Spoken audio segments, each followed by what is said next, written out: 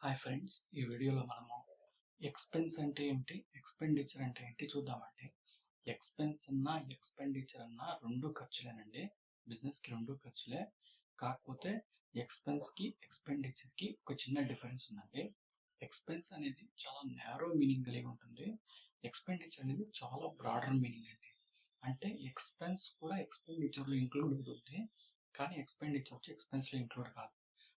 Expense అంటే example ఏం చెప్పొచ్చంటే, మనము ఒక సంవత్సరం లోపల బిజినెస్‌కి ఆ ఖర్చు అయిపోతుందండి. అంటే దాని బెనిఫిట్ ఆ ఖర్చు యొక్క బెనిఫిట్ అయిపోతుంది.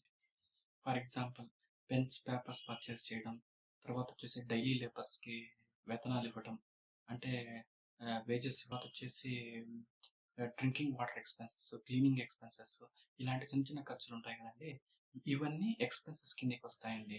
ఆహ్, ఎక్స్‌పెండిచర్‌కొచ్చే ఎగ్జాంపుల్ ఏంటంటే, ఆహ్, కంపెనీ బిజినెస్ తన యొక్క సొంత ఆఫీస్ కోసము బయట ఎక్కడైనా ఒక రూ. 1,00,00,000 పెట్టి ఒక బిల్డింగ్ ఉంటుందండి.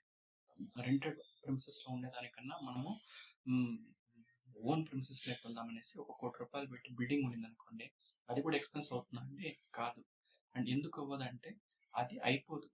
దాని యొక్క బెనిఫిట్ అలా వస్తూనే ఉంటుంది.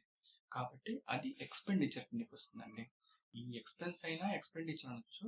కానీ ఎక్స్‌పెండిచర్ ఇలా చేసి మనము ఒక అసెట్ కొనే ఎక్స్‌పెండిచర్‌ని మాత్రం మనం ఎక్స్‌పెన్స్ అనడానికి లేదు. అదొచ్చి ఎక్స్‌పెండిచర్. అర్థమైందా అండి? ఎక్స్‌పెండిచర్‌లోకి ఎక్స్‌పెన్స్ ఇంక్లూడ్ అవుతుంది. కానీ ఎక్స్‌పెండిచర్ ఎక్స్‌పెన్స్‌లోకి ఇంక్లూడ్ కాదు. ఓకేనా అండి? డిఫరెన్స్ అర్థమైందా? దీనికి సంబంధించి మనం ఎంట్రీస్‌ని ఏ విధంగా పాస్ చేయాలి? అసలు ఎక్స్‌పెండిచర్‌కి సంబంధించినటువంటి ఎంట్రీ ఏ విధంగా వస్తుంది? ఎక్స్‌పెన్స్‌కి సంబంధించినటువంటి ఎంట్రీ ఏ విధంగా వస్తుంది? పేయబుల్‌లోకి ఏ విధంగా పోతుంది? పేమెంట్ ఏ విధంగా జరుగుతుంది?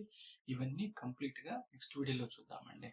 ఓకేనా? నెక్స్ట్ వీడియోలో వచ్చేసి ఎక్స్‌పెన్స్‌కి సంబంధించిన ఎంట్రీస్ ఫస్ట్, తర్వాత ఇన్‌కమ్‌కి సంబంధించిన ఎంట్రీస్, లయబిలిటీకి సంబంధించిన ఎంట్రీస్, అసెట్‌కి సంబంధించిన ఎంట్రీస్, నెక్స్ట్ అడ్జస్ట్‌మెంట్ ఎంట్రీస్, దాని తర్వాత లెడ్జర్స్ ఏ విధంగా ప్రిపేర్ చేయాలనే దాంట్లోకి వెళ్తామండి. Thank you.